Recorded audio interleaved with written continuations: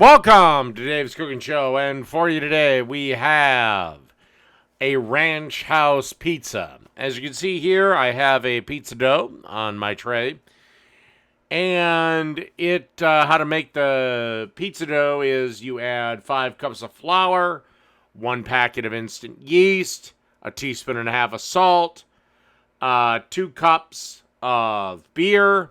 I did that at room temperature. Then a tablespoon of olive oil.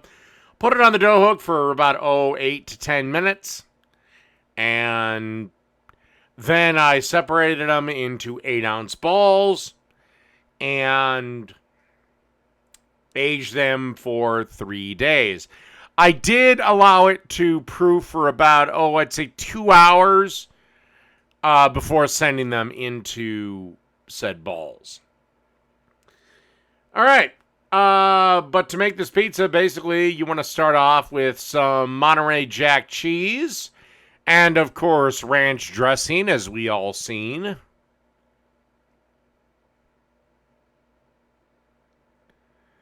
Then you want to add some chicken that we've cooked and cubed up. And then we want to add the greatest ingredient of them all, my opinion, bacon. I defy anyone to challenge me on the validity of bacon making everything better.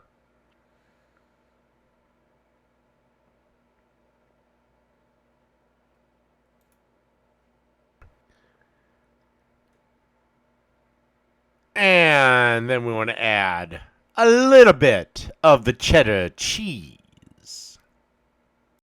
Then we want to pop this into a 550 degree oven for about 8 to 10 minutes until the cheese is nice and melted and the edges are golden brown. All right, and thanks to the magic of cooking show editing, our Ranch House pizza is done and it is sliced. I gotta say, this pizza was absolutely delicious, did not survive the day, and nothing much more to say than Ranch House pizza. Done.